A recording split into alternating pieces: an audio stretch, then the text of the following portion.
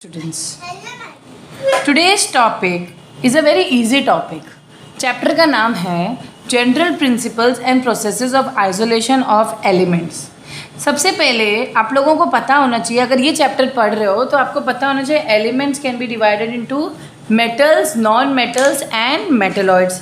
ठीक है, I hope you all know कि मेटल्स क्या है, नॉन मेटल्स क्या है, मेटलॉइड्स क्या है, राइट. ठीक है, अब ये जो मेटल्स होते हैं they occur in both free and combined forms. Okay, आपको तो पता है फ्री मतलब नेचुरली अर्थ क्रस्ट पे मिल रहा है, कंबाइंड फॉर्म्स में भी नेचुरली मिल सकता है.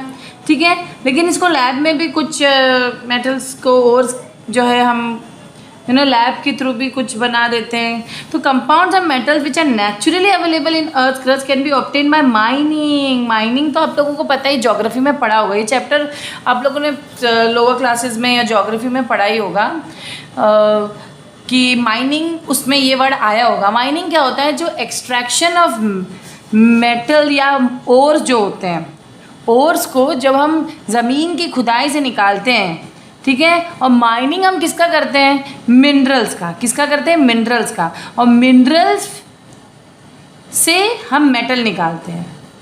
ठीक है, but the minerals from which a metal can be extracted economically and conveniently are called ore. और वो मिनरल, क्योंकि मिनरल में तो बहुत कुछ होगा ना, रॉक्स भी होंगे, अलग अलग टाइप के मेटल्स होंगे, लेकिन एक पर्टिकुलर मिनरल होता है ना, जिससे हम एक पर्टिकुलर मेटल एक्सट्रैक्ट करते हैं, उसको हम ओर कहते हैं. फॉर एग्जांपल आयन ओर अलग होता है. आयन के ओर जो है हेमेटाइट, मैग्नेटाइट, ये सब आयन के ओर होते हैं, है ना. ऑक्साइड ओर्स अलग होते हैं, सल्फाइड ओर्स अलग होते हैं, हैलाइड ओर्स. तो मेन आप लोगों को पता होना चाहिए मिनरल्स किसको कहते हैं. ये तो मिनरल्स एक बड़ा वर्ड हो गया. बड़ा वर्ड इन द सेंस कैसे हो गया? मिनरल्स जो है अर्थ क्रस्ट में यूं ही उसके अंदर बहुत सारे मेटल्स मिक्स होते हैं. ठीक है, अलग अलग, देखो पूरी दुनिया में इतनी अलग अलग टाइप का क्लाइमेट है, ज़मीन अलग है, तो हर जगह एक टाइप का मेटल नहीं मिलता. गोल्ड हर जगह नहीं मिलेगा, सऊदी अरबिया में मिलेगा. उसी तरह आयन हर जगह नहीं मिलेगा. तो आप लोगों को इसके लिए आपकी ज्योग्राफी अच्छी होनी चाहिए. तो पर्टिकुलर जब मिनरल से हम एक मेटल एक्सट्रैक्ट करते हैं उसको हम ओर बोलते हैं. ठीक है, और इसी ओर से आप मेटल निकलने वाला है कि नहीं? इसी ओर से मेटल निकलने वाला है, तो ओर के अंदर भी इम्प्योरिटी होती है. तो there is very many steps in the recovery of metal from its ore, and the following steps are concentration or dressing of ore, conversion of concentrated ore into oxide, production of metal by reduction or smelting, purification and refining of metals. तो ये सारे जो steps है, ये purification और metal को ओर से extract करने वाला प्रोसेस है. तो मेटलर्जी एक ऐसा सब्जेक्ट है which deals with the science and technology applied for the extraction of metals economically on a large scale from their respective ores. यानी कि मेटलर्जी क्या है? मेटलर्जी एक ऐसा सब्जेक्ट है जो बेसिकली किससे डील करता है, मतलब क्या साइंस एंड टेक्नोलॉजी लगती है इसी मेटल को एक्सट्रैक्ट और प्योर करने के लिए.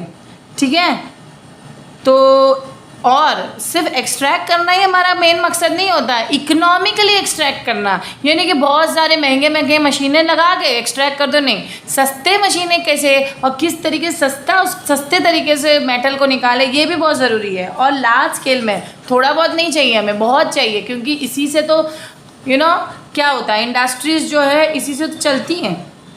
तो अब नेक्स्ट टॉपिक पे चलते हैं, अकरेंस ऑफ मेटल्स. तो अकरेंस ऑफ मेटल्स अगर हम बात करें, the 10 most abundant metal in the earth crust by percentage of weight are aluminium. Okay, 8.13% है एल्यूमिनियम. ठीक है, याद रखना है आपको, कुछ यहाँ पे थियोरी बहुत है. आयरन 5% है, कैल्शियम 3.63% है, मैग्नीशियम 2.09% है, सोडियम 2.83% है, पोटेशियम 2.59% है, टाइटेनियम 0.44% है, मैंगनीज 0.11% है, बेरियम 0.034% है. ये जैसे जैसे हम यहाँ ऊपर से स्टार्ट किया था, नीचे वाले मेटल्स आ रहे तो कम परसेंटेज दिख रहा है. और क्रोमियम 0.014% ही है.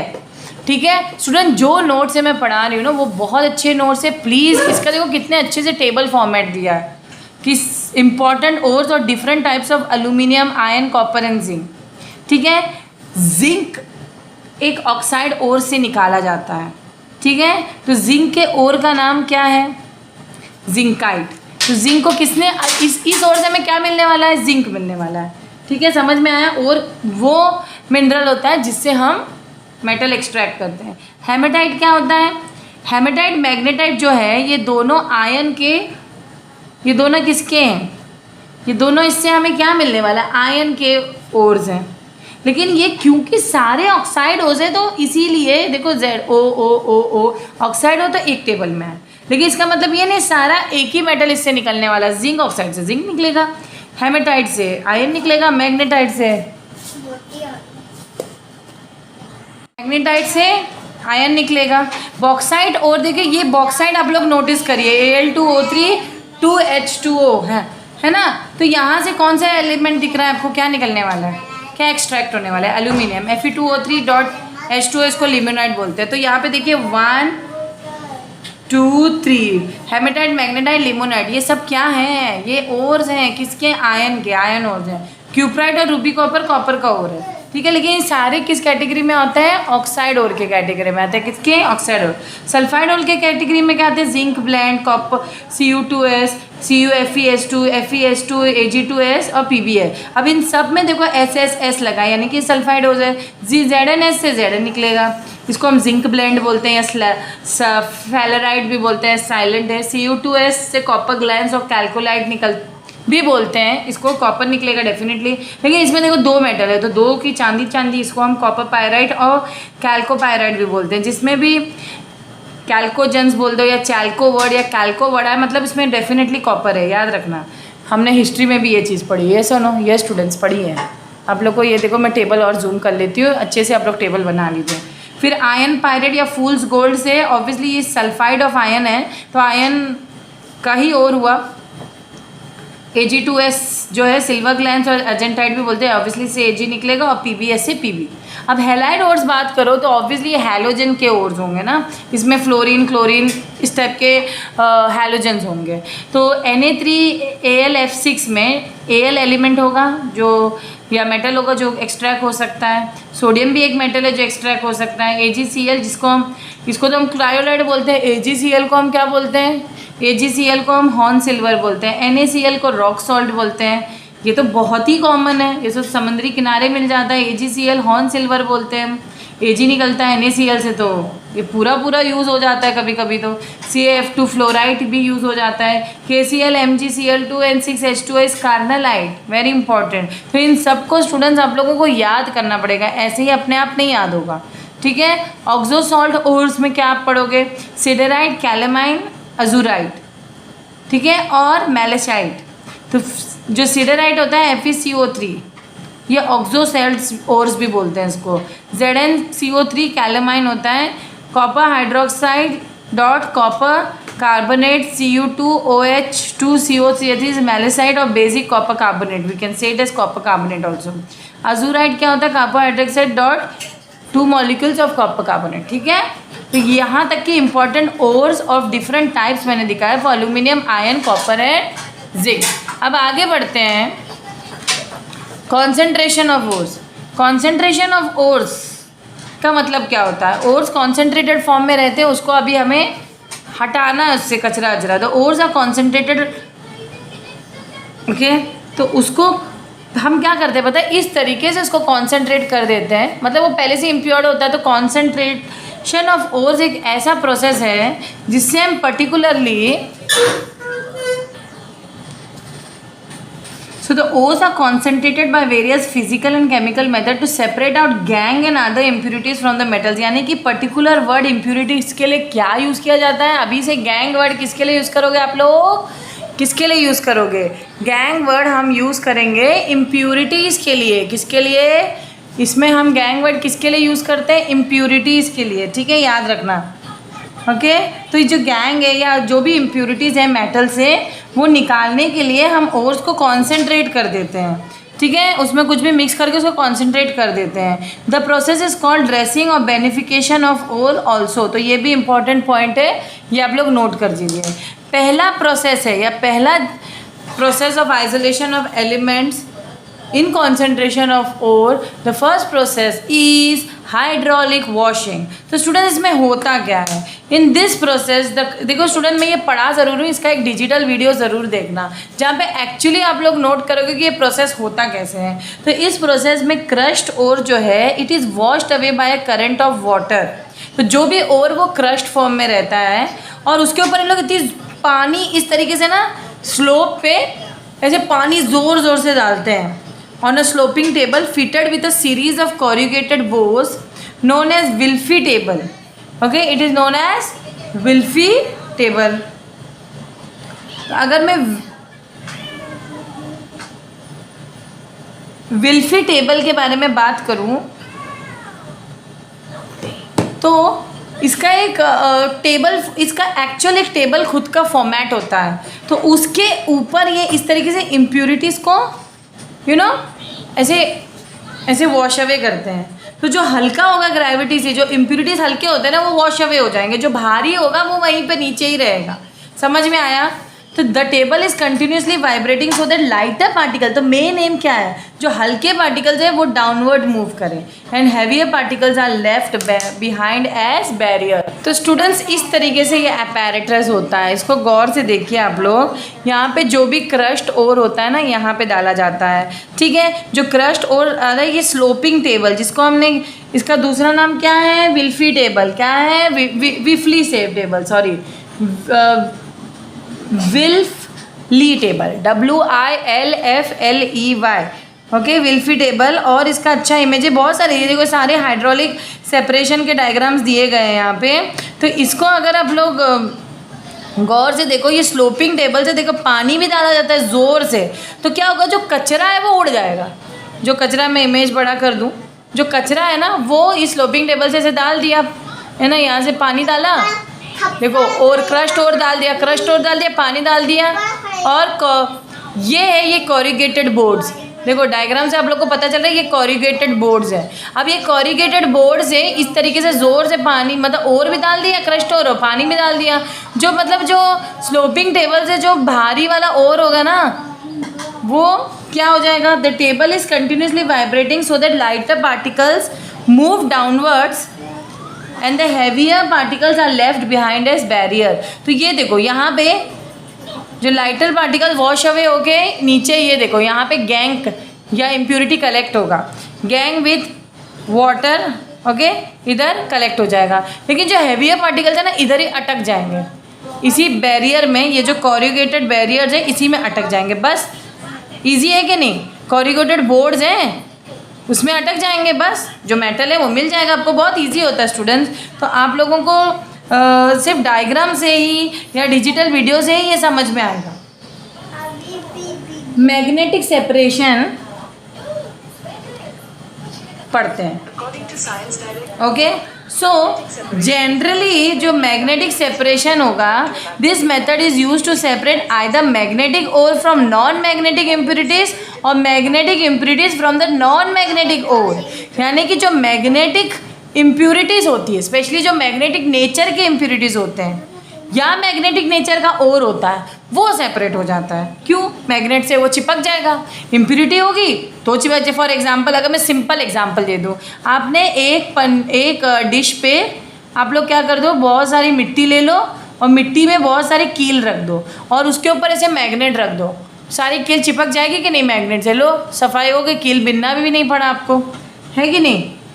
फॉर एग्जाम्पल, एक और यहाँ पे अगर एग्जाम्पल दो, iron ore is separated from non magnetic impurities by this method.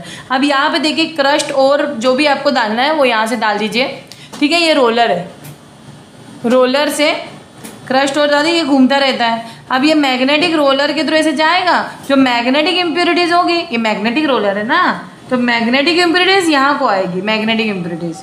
देखो ये लेदर बेल्ट से इस तरह घूमते रहता है और जो कॉन्सेंट्रेटेड ओवर है ना वो इधर को आएगा। समझ में आया? बहुत इजी है, बहुत इजी है, इसमें ज़्यादा टेंशन लेने वाली बात नहीं। हाइड्रोलिक वॉशिंग का भी मैंने आपको डायग्राम दिखा दिया था, वो भी टेक्निक दिखाई थी, और मैग्नेटिक सेपरेशन का भी टेक्निक। मैग्नेटिक सेपरेशन होता कैसे, मैं चाहे तो आपको बता भी दूँ, ठीक है। होता कैसे है, ये देखो इस तरीके से होता है मैग्नेटिक सेपरेशन बेसिकली। ये देखो, इमेज को बड़ा करो, देखो फाइनली ग्राउंड और इसमें डाल दिया। मैग्नेटिक पार्टिकल जो यहाँ निकलेगा उसमें से, जो भी अगर मैग्नेटिक पार्टिकल्स हमें अलग से चाहिए तो अलग निकलेगा, और मैग्नेटिक नॉन मैग्नेटिक पार्टिकल्स अलग हो जाएंगे। समझ में आया, बहुत ईजी है। और ये मैग्नेटिक रोलर है। रोलर क्या है, ये एक मैग्नेटिक रोलर है। तो इस तरीके से हम फाइनली ग्राउंडेड ओर से सेपरेट करेंगे magnetic ore from non magnetic ore. Done, very easy, ठीक है। फ्रॉथ फ्लोटेशन मेथड, स्टूडेंट्स ये क्या है, ये जो प्रोसेस होता है it is applied for separating gangue from sulphide ore. अब सल्फाइड ओर्स के यहाँ पे मैंने लंबी लिस्ट दी थी आप लोगों को, कौन कौन सी होती है। जिंक ब्लेंड है, कॉपर ग्लैंस है, कॉपर पायराइट है, आयरन पायराइट है, सिल्वर ग्लैंस है, गैलेना। तो ये सारे सल्फाइड ओर्स है। और फ्रॉथ फ्लोटेशन मेथड जो होता है बेसिकली किसके लिए यूज होता है, separating gangue from sulphide ore. इस प्रोसेस में किया क्या जाता है, यहाँ आपको डायग्राम भी दिया जाएगा, मैं आपको वीडियो मतलब कलर डायग्राम भी दिखाऊंगी। पहले देखो होता क्या है। In this process the ore is ground to fine powder. तो पहला तो क्रशिंग की जाती है, ठीक है। It is mixed with water to form slurry. Curry नहीं, स्लरी, लेकिन करी का वर्ड जैसे सुनाई देता है ना, करी में भी पानी मिलाते हैं, स्लरी बनाने के लिए भी पानी डालते हैं। तो fine powder mixed with water लिया गया है। तो स्लरी कैसे बनता है, स्लरी बनता है fine powder mixed with what, water, slurry बनता है, ठीक है। तो ओर की ही स्लरी बन रही है। स्लरी किसकी बनती है, ओर की स्लरी बन रही है। और ये स्लरी इज हाइड्रोफोबिक। क्यों हाइड्रोफोबिक, फोबिक मतलब पानी से ये दूर रहता है। क्यों, किसी तेल जैसे पानी से दूर रहता है उसी तरह इसमें भी तेल मिलाते हैं लोग I am sorry, pine oil मिलाते हैं ताकि ये हाइड्रोफोबिक बन जाए, या यूकलिप्टस ऑयल भी डाल सकते हैं। और एक स्टेबल फ्रॉथ बनाते हैं। फ्रॉथ बनाना मतलब स्टूडेंट्स नहीं थे आप लोग पानी में सर्फ डाल के ऐसे ऐसे हिलाते हैं और फ्रॉथ बनाते हैं ना, उसी तरह देखो इस तरह देखो बबल बबल फ्रॉथ बने, ठीक है। ये स्टरर है और ये गैंग है और ये foam carrying the ore particle. तो होता क्या है, this increases the non wettability of the ore. Ore की जो नॉन वेटेबिलिटी है वो बढ़ा देते हैं। अब क्या करते हैं, एयर बबल किया जाता है, किससे, ये पूरे सेटअप में एयर बबल किया जाता है थ्रू द मिक्सचर। तो क्या, the gangue acts as a agitator and create bubbles. ये जो गैंग है इसके अंदर ये क्या करता है, ये जो गैंग है ना बबल्स क्रिएट करता है, ठीक है। ये गैंग बबल क्रिएट करता है। एक the hydrophobic part rises with the froth by attaching to the air bubbles. तो जो भी हाइड्रोफोबिक जो स्लरी बनाया हमने ओर के साथ, तो उसके अंदर पाइन ऑयल मिलाया है, तो उसका जो हाइड्रोफोबिक एंड होगा, तुम लोगों ने वाटर में भी तुम लोगों ने ऐसे तो पढ़ा ही है ना, मिशेल फॉर्मेशन 10th में। मिशेल फॉर्मेशन कुछ नहीं होता है, एक एंड होता है। तो हाइड्रोफोबिक एंड भी होता है, हाइड्रोफिलिक एंड भी होता है, हाइड्रोफोबिक और हाइड्रोफिलिक। तो वाटर लविंग एंड होगा हाइड्रोफिलिक जो पानी में रहेगा, और हाइड्रोफोबिक एंड हमेशा नहीं जैसे वॉशिंग मशीन में, हाइड्रोफोबिक एंड वो होगा जो तेल वेल के पार्टिकल जो कपड़ों पे चिपकते हैं वो हमारे फ्रॉथ के साथ, यानी कि हमारे जो साबुन के फ्रॉथ के साथ निकल जाता है।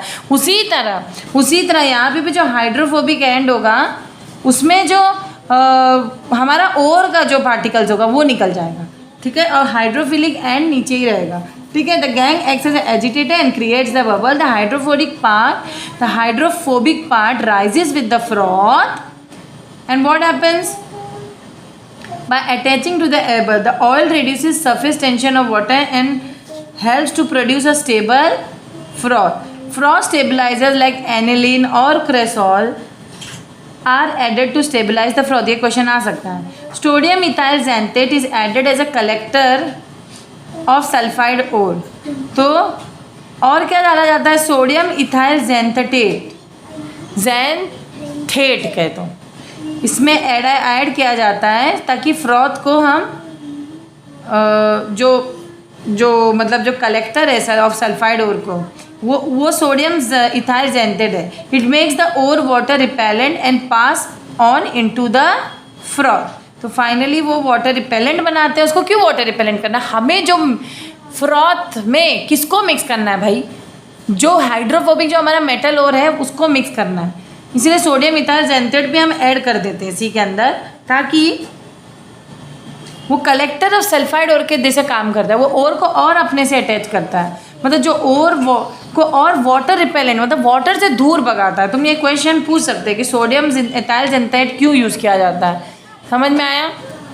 ठीक है। And pass on into the froth, finally the froth is collected. समझ में आया? फ्रॉथ ऊपर आएगा तो कलेक्ट, वॉशिंग मशीन से नहीं, ड्रेनर से फ्रॉथ निकल जाता है गंदगी के साथ। और फाइनली जब तीसरा पानी हम डालते हैं वॉशिंग मशीन में तो फाइनली पूरी गंदगी निकल जाती है और साफ कपड़े हमें मिल जाती है। तो इसी तरह यहाँ पे गंदगी नहीं है, foam carrying the over particles निकल जाते हैं और गैंग तो नीचे रह जाता है। यहाँ पे उल्टा हो गया, गैंग नीचे से ड्रेन हो गया। ठीक है ना। Finally the collected sulphide ores, जो कलेक्टेड सल्फाइड ओर्स होते हैं are floated to the froth and transferred into a separate, तो ये फ्लोट हो गया फ्रॉथ बन के, now it is transferred into a separate container. Finally the collected sulfide particles are floated to the froth and transferred into a separate container, washed with huge amounts of water। जैसे मैंने कहा washing machine का एक बार गंदगी निकालो, दोबारा पानी डालो, तिबारा पानी डालो, तब तक कि सारी गंदगी निकल जाए, फिर उसको सुखाया जाए, जैसे कपड़े सुखाए जाते हैं वैसे कपड़े इसको भी सुखाया जाता है और को, and send for the next step of attraction. ठीक है, क्योंकि अभी तो हम लोग कॉन्सेंट्रेशन ऑफ ओर पढ़ रहे हैं, अभी और भी स्टेप्स होते हैं। कॉन्सेंट्रेशन ऑफ ओर के बाद, कॉन्सेंट्रेशन ऑफ ओर में हमने क्या क्या पढ़ा, हाइड्रोलिक वॉशिंग पढ़ी, मैग्नेटिक सेपरेशन पढ़ा, फ्रॉथ फ्लोटेशन मेथड पढ़ा। ओके, यहाँ पे एक पॉइंट और दिया है डिप्रेसेंट के बारे में। It is a substance which suppresses the floating characteristics of the ore particle. For example, galena is associated with another impurity ZnS, which also rises the surface with the froth. So the reactant NaCN is used to suppress. तो यहाँ पे depressant क्या है, NaCN. NaCN is used as a depressant, okay, to suppress the floating characteristic of ZnS by forming complex with zinc. ताकि हमें zinc चाहिए, zinc sulphide नहीं चाहिए। This complex Na2ZnCN4 forms a layer on the surface of ZnS and prevents it from forming the froth. तो मैं एक अच्छा सा एक फ्रॉथ फ्लोटेशन मेथड आपको वीडियो में के तौर पे दिखाती हूँ, प्लीज़ इसको देखो। So students, you can note this process over here. Froth flotation. Froth flotation is a process which is based on the difference in the wettability when the ore and the gangue are wetted with certain liquids. Mainly oil and water are used for this purpose. Take a mixture of fine oil and water in a tank. Add powdered sulfide ore and allow the compressed air under high pressure to flow in by the help of agitator.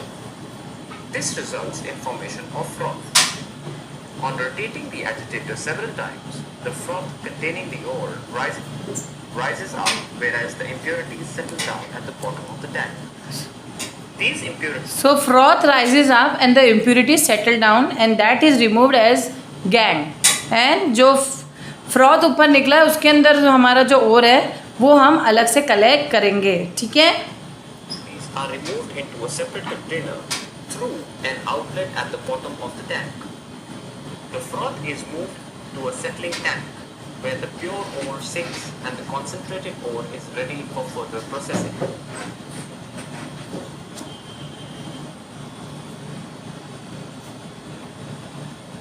Actual 3D में दिखा देती हूँ, जहाँ पे basically ये तो हुआ था एक पिक्चर फॉर्म में।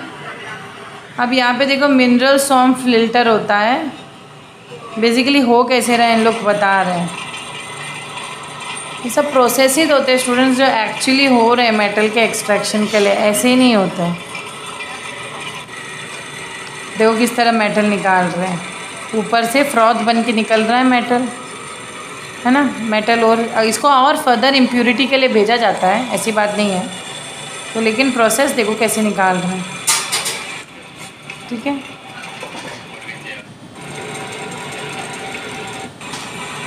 ये सारे इंडस्ट्रीज़ में होते हैं, घर में मत करना है ये सब, कि आप लोग अपने घर के मिक्सर में जाके फ्रॉथ फ्लोटेशन या अपने वॉशिंग मशीन में कर लो। ठीक है, ये सब नहीं हो पाएगा। तो इस तरीके से जो फ्रॉथ है वो कलेक्ट किया जाता है अलग से कंटेनर में। इसको बहुत बार मैंने कहा पानी डाल डाल के इसको साफ़ किया जाता है। फ्रॉथ बनने के लिए भी जैसे मैंने कहा डिप्रेसेंट भी डाले जाते हैं। फ्रॉथ बनने के लिए सोडियम मिथाइल जैंथेट भी डाला जाता है, पाइन ऑयल भी डाला जाता है। ठीक है, ये सारे एजिटेटर्स, गैंग एक एजिटेटर की तरह काम करता है। तो ये सारे की पॉइंट्स हैं जो आपको नोट करना है। ठीक है, फ्रॉथ फ्लोटेशन देख लिया, खुश हो गए।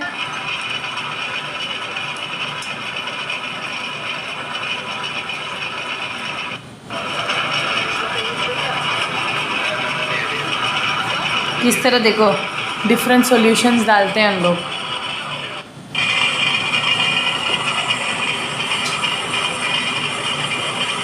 तो इजी मेथड नहीं होता है, टफ होता है ये सारी चीज़ें भी। देखो इस तरह फ्रॉथ निकल गया, इसमें मेटल है, समझ में आया। तो अब यू हैव अंडरस्टूड। अब मैं नेक्स्ट जो प्रोसेस दिखाने जा रही हूँ वो है लीचिंग, दिखाने या बताने जा रही हूँ। तो लीचिंग क्या होता है स्टूडेंट्स? लीचिंग भी बहुत इजी प्रोसेस होता है। Leaching, this is a chemical method of concentration and is useful basically for what? It is useful in case the ore is soluble in a suitable solvent. तो जो और अगर suitable solvent में soluble है तो उसमें डाल दो। जो insoluble चीज़ें होगा वो गैंग होगा, that's it. insoluble cheese gang होगा। तो in this method जो powdered ore is treated with certain reagents, ठीक है, in which the ore is soluble but the impurities are not soluble, that's it. The impurities are left undissolved and are removed by filtration. बस जो impurities undissolved रहते हैं उसको हम किससे निकालेंगे, कौन से मेथड से निकालेंगे? फिल्ट्रेशन से निकालेंगे। किससे निकालेंगे? फिल्ट्रेशन प्रोसेस से। तो यहाँ पे इतना याद रखना है आपको। सो स्टूडेंट्स, जो ये जो प्रोसेस है लीचिंग, ये बहुत कॉमन है अलुमिना को बॉक्साइट से निकालने का। अलुमिना क्या है? अलुमिना वो मतलब जो प्रिंसिपल और जो एल्यूमिनियम है का है वो बॉक्साइट है। ठीक है, बॉक्साइट से एक मतलब जो इम्प्यूरिटीज़ निकालनी है, क्योंकि उसमें इम्प्यूरिटीज़ होते हैं आयरन ऑक्साइड, टाइटेनियम ऑक्साइड, ये इम्प्यूरिटीज़ हैं। और जो इसका जो कॉन्सेंट्रेटेड ओर होता है एल्यूमिनियम का, इसमें कॉन्सेंट्रेटेड सॉल्यूशन ऑफ NaOH डाल देते हैं। क्या डालते हैं? NaOH।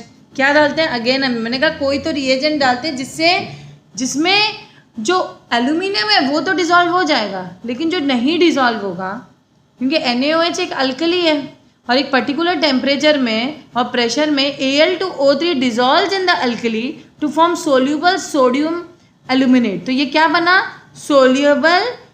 Soluble sodium aluminate leaving behind the impurities SiO2 form sodium silicate. यानी कि इसमें से हमें पता है कि एक स्टेप का प्यूरिफिकेशन होगा क्योंकि एक कचरा निकल गया। क्या? SiO2। और ये SiO2 NaOH के साथ क्या नहीं है? NaOH के साथ ये मिक्स नहीं होता है। मैंने कहा कोई ऐसा रिएजेंट डालेंगे जिसमें जो पर्टिकुलर सॉल्वेंट जो वो मिक्स नहीं हो रहा है। ठीक है, तो मैं यहाँ पे एक वीडियो दिखा रही हूँ आप लोगों को जहाँ पे एक्सट्रैक्शन ऑफ एल्यूमिनियम हो रहा है। Symbol of aluminium is Al. It is a silvery white metal with an atomic number of 30. Its electronic configuration is 283 and its valency is 3. The main ore of aluminium is bauxite. इस तरह दिखता है देखो bauxite. H2O, which contains approximately 30% to 70% Al2O3. समझ में आया? Alumina. अलुमिना इसमें 70% होता है, is made up of gangue, बाकी इम्प्यूरिटी होती है। तो हमें क्या चाहिए? एल्यूमिना पहले निकाल दो, फिर एल्यूमिना से एल्यूमिनियम निकाल दो। SiO2. तो बाकी गैंग में क्या क्या है? SiO2, सैंड है, आयरन ऑक्साइड है, ये सारी चीज़ें गैंग का, इसका मतलब इसकी इम्प्यूरिटी है। अब दो स्टेप में ये होता है।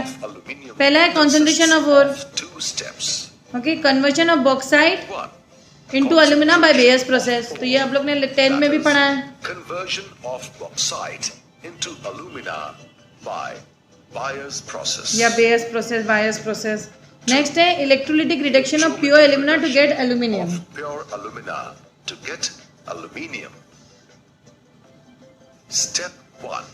कॉन्सेंट्रेशन ऑफ बॉक्साइट कैसे करते हैं बाय बेयर्स प्रोसेस में? हम उसमें एक अल्कली मिलाते हैं NaOH, Crude bauxite ore जो is crude crushed bauxite and then treated with hot concentrated caustic soda caustic solution. Soda, NaOH is That caustic is soda. NaOH इसमें ये solution solution in a dissolve tank called digester under high pressure high for pressure 2 to 8 और temperature hours at 140 degrees centigrade temperature भी काफ़ी है। 150 degrees centigrade. Aluminium oxide being amphoteric in nature ये amphoteric in nature होता dissolves है, in aqueous sodium Obviously. hydroxide resulting in the formation of water soluble sodium aluminate. ठीक है, sodium aluminate बन जाता है जो कि सोल्यूबल होता This है। process dissolves silica, that is SiO2, and alumina in aqueous sodium hydroxide, leaving behind undissolved iron oxide. that iron is oxide भी पीछे रहेगा, जो भी इम्प्योरिटी था in the solution, जो which अनडिसॉल्व can be रहेगा, separated by filtration. तो filtration से उसको हटा देते हैं। ठीक है, The filtrate containing sodium aluminate and silicate is diluted with water and then cooled अब क्या बचा to उसमें? 50 सोडियम degrees एल्यूमिनेट और centigrade. सिलिकेट, सिलिकेट भी निकल जाएगा। This देखो कैसे, gives वो भी इम्प्योरिटी है। और फाइनली हम लोग क्या मिलेगा? precipitate of sodium aluminium aluminate. hydroxide, that is sodium AlOH aluminate में फिर से thrice, पानी मिला दिया, leaving अब एल्यूमिनियम behind हाइड्रोक्साइड बना sodium precipitate. silicate in the solution. This precipitate obtained फिर से is 1000 डिग्री filtered, सेल्सियस पे उसको हीट washed, करते हैं एल्यूमिनियम dried, हाइड्रोक्साइड को। and फाइनली हम लोग को क्या ignited मिलता है? at 1000 degrees देखो centigrade इस तरह एक to मशीन get में हो रहा है। alumina, फाइनली हमें अलूमिना that मिला is Al2O3. जो हमें चाहिए था, और इसी से हम एल्यूमिनियम को फिर नेक्स्ट स्टेप से Step 2. इलेक्ट्रोलिटिक रिडक्शन से हम निकाल देंगे। Electrolytic ठीक है, यहाँ तक कि आप लोग को आई होप reduction of समझ में आया। तो ये लीचिंग प्रोसेस था, कैसे हमने एल्यूमिना को बॉक्साइड से निकाला। Leaching of silver from gold ओज, एंड गोल्ड ओज भी करते हैं हम लोग। तो इसमें जो भी मेटल है उसको CN के साथ रिएक्ट करते हैं, पानी और O2। तो हमें पहले एक सोल्यूबल कॉम्प्लेक्स मिलता है, और तो यहाँ पे ये मेटल में आप कोई भी मेटल ले सकते हो। ठीक है, और उसको फिर पर्टिकुलर अगर जिंक के साथ रिएक्ट कर रहे हो तो जिंक CN4 होल ट्वाइस और 2 मेटल निकल रहा था। ये एक प्रोसेस है स्टूडेंट्स।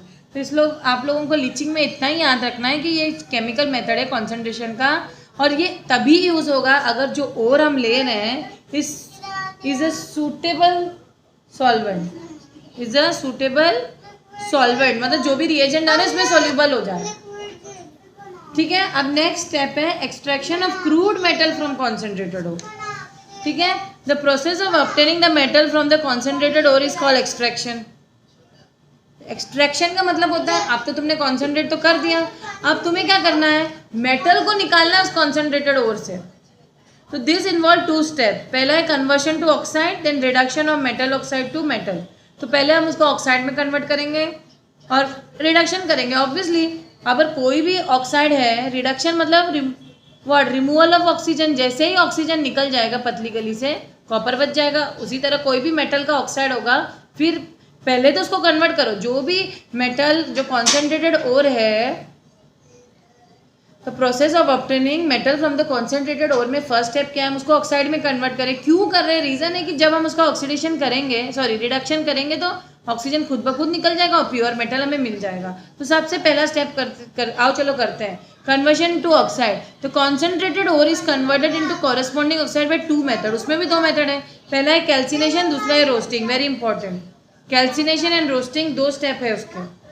तो calcination it is the process in which the concentrated ore is heated to a high temperature below its fusion temperature in the absence of air और limited supply of air. Example, zinc carbonate को हम इतना heat कर देते हैं ज़्यादा temperature में, लेकिन फ्यूजन टेम्परेचर से कम, और एब्सेंस ऑफ एयर भी। देखो कंडीशन बहुत ज़रूरी है स्टूडेंट्स। ये अभी तुम लोग समझो कि तुम लोग एक कंपनी में काम कर रहे हो और ये एक तरीका है जिससे मतलब पर्टिकुलर मेटल हम एक्सट्रैक्ट कर रहे हैं। तो तुम्हें ऑब्वियसली ऑब्वियसली तुम उस मेटल के बारे में पढ़ोगे, सब अच्छे से पढ़ के जाओगे ना, तभी तो तुम्हें इंडस्ट्री वाले जॉब देंगे, अदरवाइज नहीं दे देंगे। और तुम्हें प्रॉपर स्टेप्स बताएंगे कैसे हम मेटल को एक्सट्रैक्ट करें। तो उस प्रॉपर स्टेप्स एग्जाम के लिए भी याद करना है। यही सोचो कि तुम वो इंडस्ट्री में एक कंपनी में लग चुके हो, तुम्हें वो स्टेप्स याद करने हैं, तो याद करो फिर।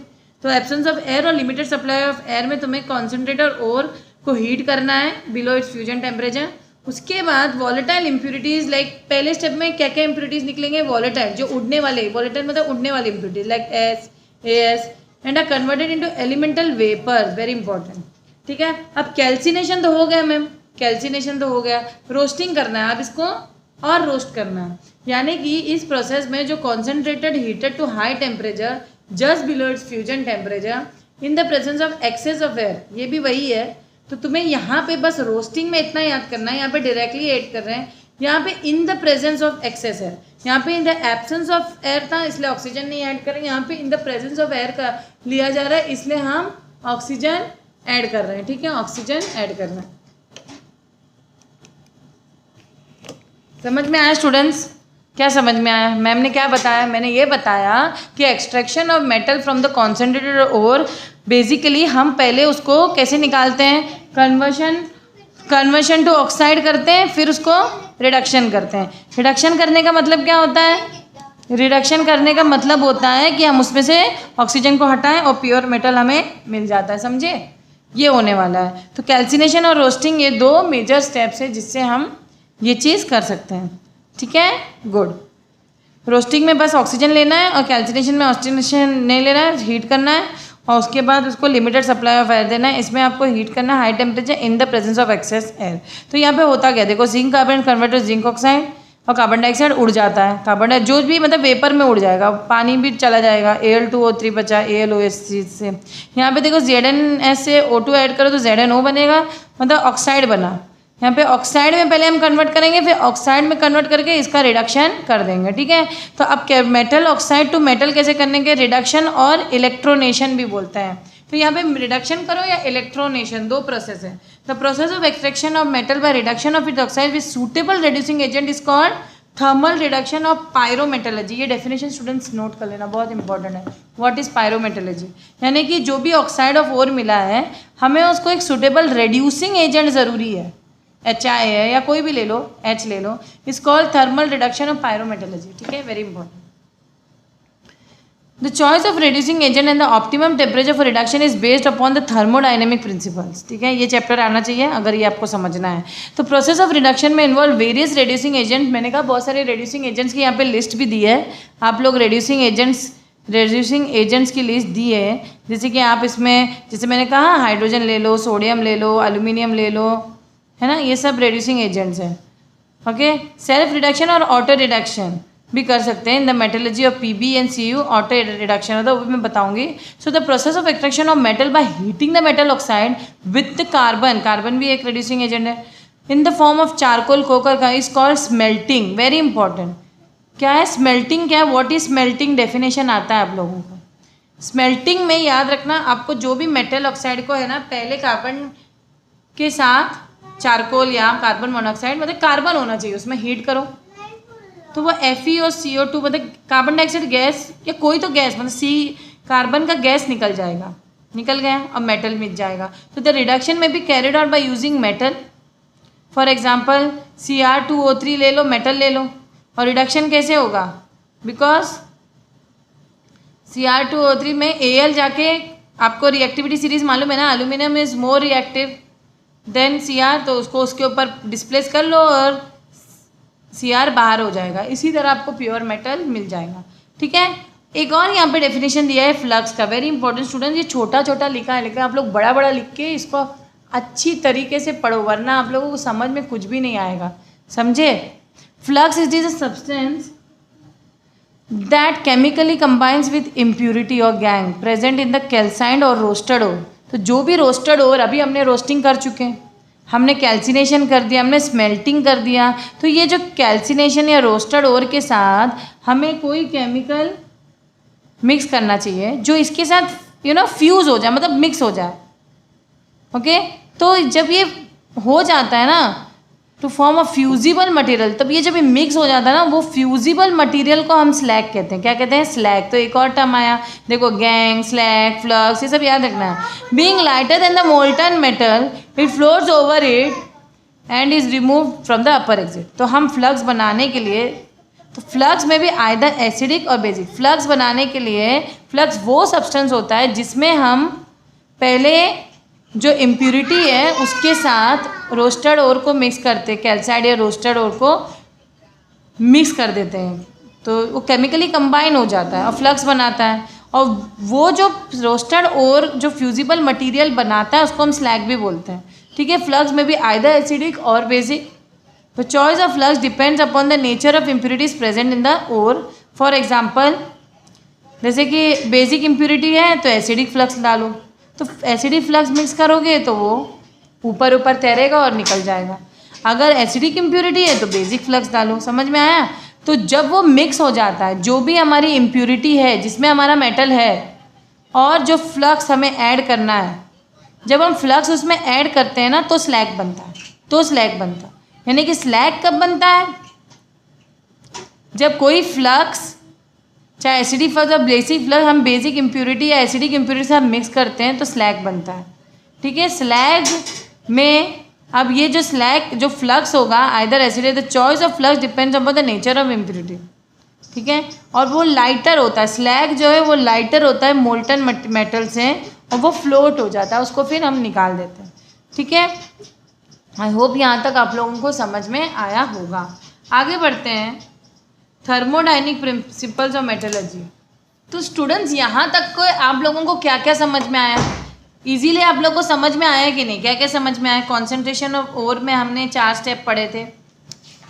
बेसिकली हमने हाइड्रोलिक वॉशिंग पढ़ी थी, स्टेप नहीं ये प्रोसेसेस पढ़ी थी। Hydraulic washing, magnetic separation, froth flotation method, leaching पढ़ा था। अब हमने extraction of metal from concentrated ore कैसे करते हैं, इसमें भी हमने कैल्सिनेशन, रोस्टिंग देखा, स्मेल्टिंग देखा। फिर हमने फ्लक्स के बारे में बताया कि जो कैल्सिनेटेड और रोस्टेड ओर होता है उसको हम कैसे स्लैग में कन्वर्ट कर देते हैं, और जो हल्का जो स्लैग मतलब being lighter than the molten metal it floats over and is remove from the upper exit.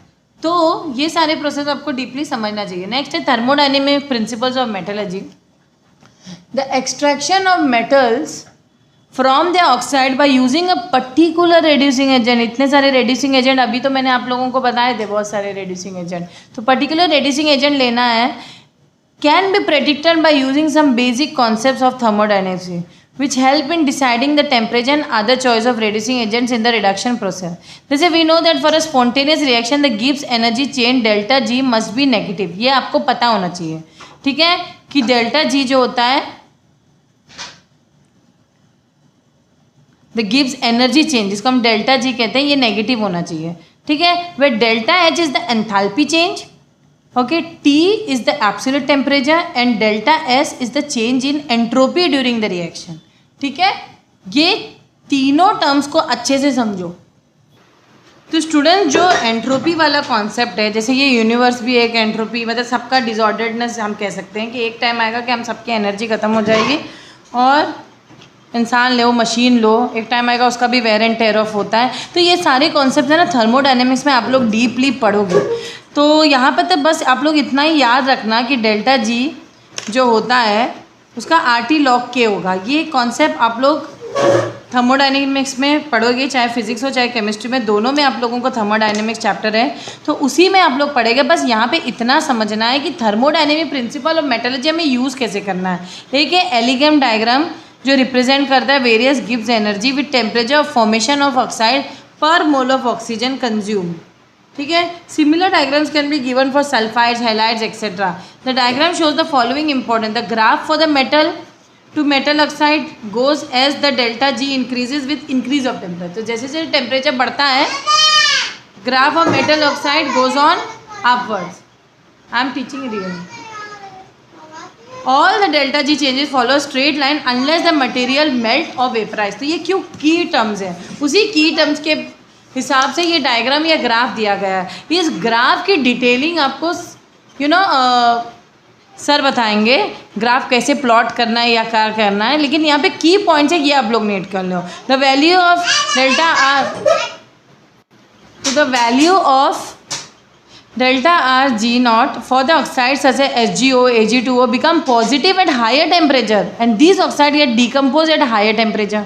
The metal oxide having greater negative value of delta, जैसे जैसे टेम्परेचर बढ़ता है एंट्रोपी बढ़ती है और वो डिकम्पोज हो जाता है। जैसे हम लोग भी देख लो ना, जैसे जैसे हमारी एज बढ़ती है हम लोग भी डिकम्पोज हो जाएंगे, जैसे जैसे मशीन पुरानी हो जाती है वो भी इसी को एंट्रोपी वाला कॉन्सेप्ट कहते हैं। तो the metal oxide having greater negative value of delta R G naught is more stable and with positive value are less stable. तो ग्रेटर नेगेटिव वैल्यू वो ज़्यादा अच्छा है इस केस में। और यहाँ पे प्लॉटिंग भी दी गई है, यहाँ पे डेल्टा जी के जी मोल ऑफ ऑक्सीजन, जैसे जैसे ऑक्सीजन में टेम्परेचर बढ़ रहा है, आग दे रहे हो तो ऑक्सीजन ही तो दे रहे हो, यहाँ पे मतलब जैसे जैसे टेम्परेचर बढ़ रहा है वैसे वैसे के जी मोल्स ऑफ ऑक्सीजन भी बढ़ते जा रही है, ये बताना चाह रहे हैं। और ये प्लॉट गिव्स एनर्जी चेंज से रिलेटेड है।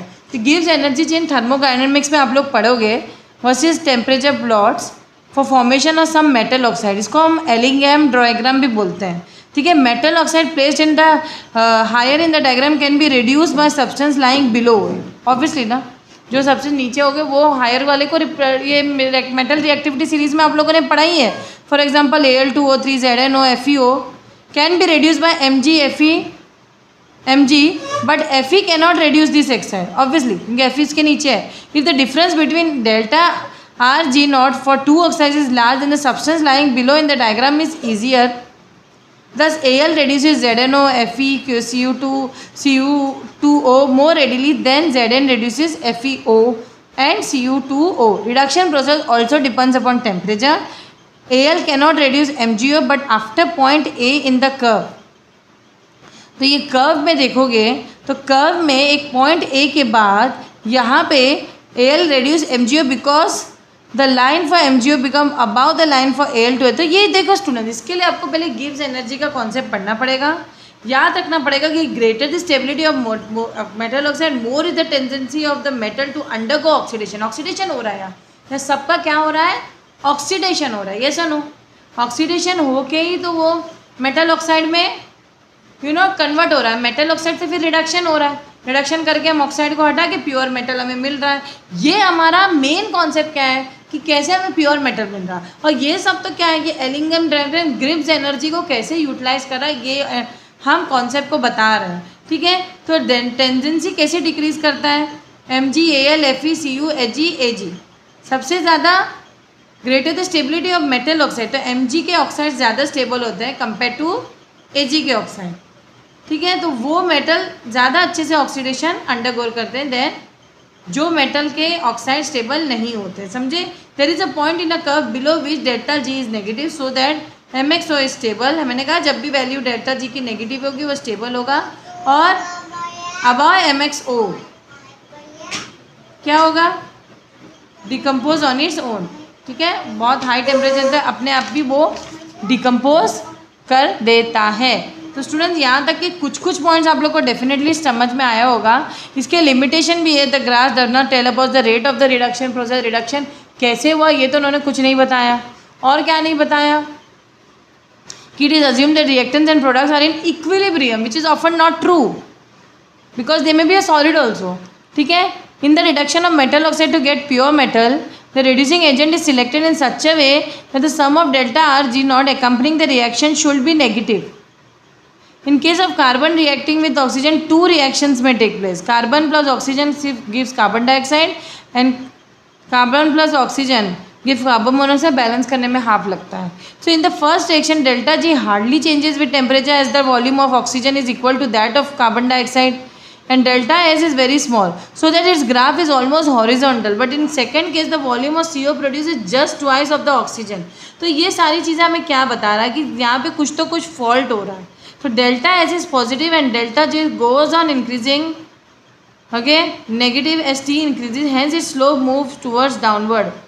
स्लोप्स का और प्लॉटिंग का सर आपको एलिंगहैम डायग्राम के बारे में बता देंगे. अब हम नेक्स्ट टॉपिक पे जाते हैं, मेटलर्जी ऑफ आयन के बारे में, क्योंकि इम्पॉर्टेंट ऑफ द आयन हमें तो पता ही था अभी तक, और आयन का ही एग्जाम में बहुत करके आता भी है. तो आयन के 4 इंपॉर्टेंट होते हैं, hematite, magnetite, limonite, iron pyrite और सीडराइट. तो iron is extracted as cast iron from hematite और इट फॉलोज, क्योंकि जो इसमें सिर्फ 2.5 to 4.5% कार्बन होता है, वो कार्बन कंटेंट हमें हटाना है। सबसे बेस्ट हेमेटाइट ही होता है, ये रेड ऑक्साइड ऑफ आयरन होता है, ठीक है। लिमोनाइट जो है हाइड्रेटेड ऑक्साइड ऑफ आयरन होता है, और magnetite magnetic oxide of iron होता है। तो नोट क्या कर रहे हो तुम लोग, ये सारे ऑक्साइड्स हैं आयरन के। और सिडराइट जो होता है एंड आयरन पायराइड, ये सारे क्या ओर्स ऑफ आयन है, इसी से हमें आयन निकालना है।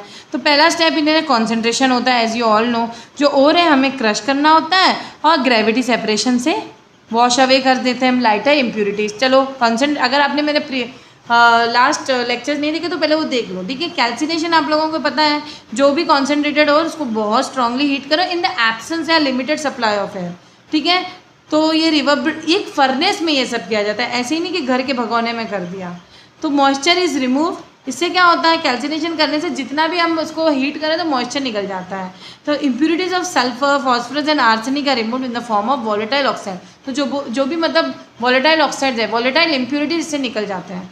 SO2, P4O2 और Ac2। तो S+O2 सल्फाइड जो है ऑक्सीजन से मिलके सल्फर डाइऑक्साइड बन के उड़ जाता है, क्योंकि सल्फाइड भी उसमें एक इम्प्यूरिटी, सल्फर एक इम्प्यूरिटी थी, फॉस्फोरस था, आर्सेनिक था, ये सारे इसके ऑक्साइड्स मिलके ये उड़ जाते हैं, ठीक है। अब ये जो रिवर्बरेटरी फर्नेस, यही वाला फर्नेस है स्टूडेंट्स, इसका डायग्राम अच्छे से पढ़ लेना। ये देखो अच्छे से, ये ब्रिक वाले लाइनिंग से बना है, यहाँ से हॉट एयर ब्लास्ट डाला जाता है, यहाँ से स्लैग निकाला जाता है, ओके। और यहाँ पे देखो 2 आयर्स है, ये मोल्टन आयन है। मोल्टन आयन मतलब जो फाइनली जो मोल्टन आयन हमें यहाँ से मिल जाता है। देखो अलग अलग टेम्परेचर पे हीट किया जाता है, अलग अलग टेम्परेचर पे अलग अलग इम्प्यूरिटीज़ निकलते जा रही है, ठीक है। जैसे कैल्सिनेशन बिना ऑक्सीजन के हीट किया तो वहाँ से हमारा क्या निकल गया, वहाँ से हमारा सल्फ़र निकल गया इन the form of sulphur dioxide. तो सारे रिएक्शन इन्होंने यहीं पे दिए गए हैं, तो ये छोटे छोटे रिएक्शंस यहाँ पे दिए गए हैं। देखो अब थर्ड स्टेप है फेरस। पहले तो कॉन्सेंट्रेटेड ओर किया, फिर हमने कैल्सिनेशन किया, अब हम करेंगे फेरस ऑक्साइड, मतलब उसी स्टेप को ferrous oxide is oxidise to ferric oxide, FeO+O2 Fe2O3 oxide बन गया। In case of siderite ore it is converted into ferric oxide. जो सिडराइट ओर होता है उसको हम फेरिक ऑक्साइड में कन्वर्ट कर देते हैं और क्या बनाते हैं, देखो FeCO3 डिकम्पोज है FeO CO2, FeO जो है O2 के साथ कंबाइन होकर Fe2O3। तो और become more porous and further process becomes convergent. तो एक एक इम्प्यूरिटी हम निकाल रहे हैं। तो थर्ड स्टेप क्या है, स्मेल्टिंग। स्मेल्टिंग क्या होता है, जो भी कैल्साइंड ओर होता है उसको हम रिड्यूस करते हैं with carbon in blast furnace. तो भी कैल्साइंड ओर को हम ब्लास्ट फर्नेस में डाल के उसको रिड्यूस करते हैं, ठीक है। तो जो कैल्साइंड स्टोर हमने इसमें डाल दिया, तो सबसे पहले कंबशन जोन है ये वाला। देखो अभी इस अपैरेटस में या इस जो रिवर्बरेटरी फर्नेस है या ये जो भी ब्लास्ट फर्नेस है, ब्लास्ट फर्नेस का डायग्राम आपको आना चाहिए। ब्लास्ट फर्नेस में हम कैल्साइंड ओर को डाल देते हैं, अलग अलग टेम्परेचर पे इसको ट्रीटमेंट देते हैं, ठीक है। तो जो ये वाला जोन है, जो T170 वाला जोन है, इसमें जो इसको हम कंबशन जोन भी कहते हैं, क्या कहते हैं इसको, T170 वाले जोन को, जो बहुत टेम्परेचर हाईफाई टेम्परेचर, इसको कंबशन जोन कहते हैं। उसके बाद 1570 पे हमारा कौन सा जोन है, फ्यूजन जोन। उसके बाद हमारा स्लैग फॉर्मेशन जोन। तो ये वाला जो जोन है, जैसे 1270 में ये वाला हमारा स्लैग फॉर्मेशन जोन है, क्या है,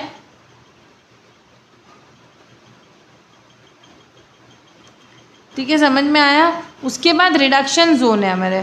तो ये फाइनली एट 500 टू समझो 875 वाला, ये वाला हमारा जोन है रिडक्शन जोन। कैसे, देखो कितने अच्छे से हो रहा है। पहले हम लोगों ने ओर को कॉन्सेंट्रेट किया, उसके बाद हमने स्मेल्टिंग की, उसके बाद में जो कैल्सिनेशन की, कैल्साइंड ओर को हमने इस ब्लास्ट फर्नेस में डाला। उसमें अलग अलग जोन है, अलग अलग जोन पे अलग अलग रिएक्शंस होंगे क्योंकि अलग अलग टेम्परेचर है। तो पहले तो मैं जोन बना रही थी, पहले तो कॉम्बशन जोन 2170 के पे है, ठीक है। तो यहाँ पे क्या होता है ये हम देखते हैं। यहाँ पे ये होता है कि एट द बेस जो कोक है वो burns to produce carbon dioxide, है कि कार्बन डाइऑक्साइड भी बनता है। और due to exothermic reaction heat produce raises the temperature to about 220, मतलब ये जैसे 2170 से टेम्परेचर बढ़ के 2200 बन जाता है। यानी कि रिएक्शन हो क्या रहा है वहाँ पे, carbon plus oxygen gives carbon dioxide, ठीक है, ये वाला हो रहा है। क्या हो रहा है, carbon plus oxygen carbon dioxide produce कर रहा है। कहाँ पे, कंबशन जोन में। फ्यूजन जोन पे क्या हो रहा है, जो भी कार्बन डाइऑक्साइड है वो कोक से मिलके, यानी कि यहाँ पे रिडक्शन करने वाले हैं। रिडक्शन करना है यानी कि एक ऑक्सीजन को हटाने वाले हैं और कार्बन मोनोऑक्साइड बना रहे हैं। क्या है, कार्बन मोनोऑक्साइड। तो iron produce in the upper region melts here, okay, and any Fe2O3 is also reduce to iron by reduction. तो जो भी Fe2O3 भी है उसका भी रिडक्शन होगा और वो आयन मिलेगा, और जो मेल्टेड आयन हम निकाल सकते हैं ना, तो यानी कि स्लैग फॉर्मेशन जोन होगा हमारा, यानी कि जो मेल्टेड आयन है स्लैग बनाएगा। Hence here the limestone is decompose to CaO which remove silica impurity of the ore है स्लैग। तो स्लैग इस जोन में स्लैग बनेगा, जो भी सिलिका इम्प्योरिटीज़ है वो निकल जाएगी स्लैग जोन से, ठीक है। तो फाइनली CaCO3 CaO मिला और CO2 मिला। अब यहाँ पे हमें पता है,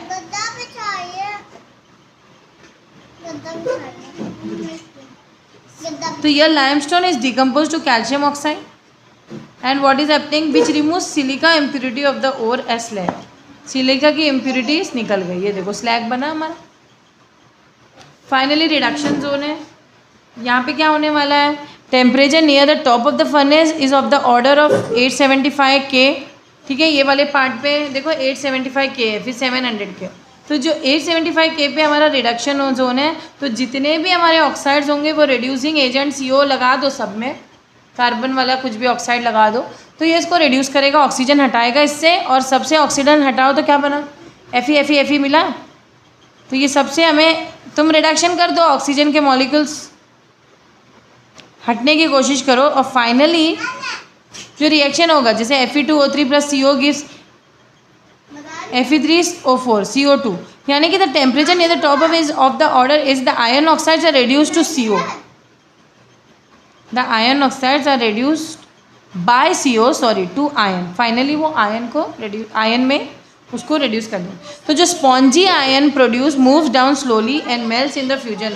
तो यहाँ पे रिडक्शन हो रहा है, और जो आयन है ना मिल गया हमें, यहाँ पे आयन मिल गया, लेकिन आयन हमारा स्पॉन्जी है। स्पॉन्जी इसलिए वो मेल्ट होके नीचे से स्लैग बन के निकल जाए, नीचे से वो निकल जाता है, सॉरी मोल्टेड आयन हमारा नीचे से निकल जाता है, ठीक है। तो वे melts down in the fusion zone, नीचे नीचे जैसे जैसे जाता है वो मेल्ट डाउन होता है, और इस तरह से मेल्टेड आयन निकल जाता है। समझ में आया। द मेन रिएक्शन क्या होगा फिर, FeO plus C gives Fe plus CO, very important. In some carbon, phosphorus and manganese, it dissolves some carbon, phosphorus and manganese also. तो एक फ्लो चार्ट यहाँ पे दिया है एक्सट्रैक्शन ऑफ आयन का। पहले क्या हो रहा है, आवाज़ नीचे करो, ये रिहाम ईयरफोन लगाओ। पहला स्टेप है concentration by gravity process followed by electromagnetic separation, हो गया, यस मैम। सेकेंड स्टेप क्या है, calcination and roasting. First step क्या है, again I am repeating, concentration of ore by gravity process and electromagnetic separation. Second step क्या है हमारा, calcination and roasting. ओर और एयर को ओके लिया जाता है, मॉइस्चर निकाला जाता है, कार्बन डाइऑक्साइड, सल्फर डाइऑक्साइड और AS2O3 are remove and FeO is oxidise to ferric oxide, ठीक है। यहाँ तक हो गया। नेक्स्ट स्टेप हमारा स्पेल्टिंग है। तो C के बाद S, CCS, calcination, sorry concentration of ore, calcination, hence third step क्या है, स्मेल्टिंग। स्मेल्टिंग में हमें पता है ये पूरा, हमें इसमें ये सब क्या है स्टूडेंट, ये डायग्राम को इन्होंने या ऐसे बनाया है। सबसे नीचे हमारा, सबसे ऊपर मतलब ऐसा देखो तो नीचे कंबशन जोन है, तो इन्होंने कंबशन जोन ऊपर लिखा है। कंबशन जोन के बाद क्या है, फ्यूजन जोन। टेम्परेचर देखो घटते जाएगा, स्लैग फॉर्मेशन जोन और रिडक्शन जोन। कंबशन जोन के रिएक्शन C+O2 की CO2, CO2 + C की CO, ठीक है। फ्यूजन जोन में क्या हो रहा है, CO2 C के साथ मिक्स होकर CO बन रहा है, Fe2O3 C से FeCO और हीट बन रहा है, यानी कि यहाँ भी कुछ कुछ आयन मिल गया। लेकिन स्लैग फॉर्मेशन जोन में जो भी हमारा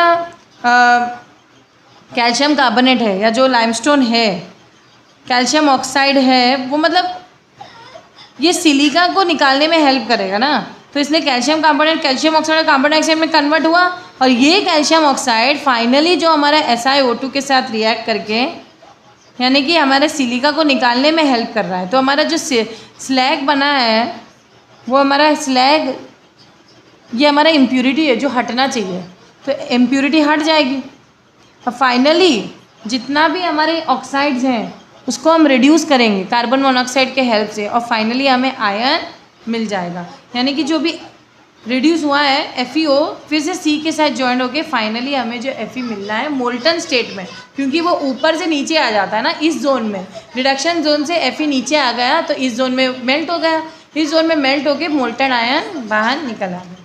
ठीक है, I hope you have understood यहाँ तक के एक्सट्रैक्शन ऑफ आयरन। तो बाकी का चैप्टर हम नेक्स्ट लेक्चर में करेंगे। Thank you.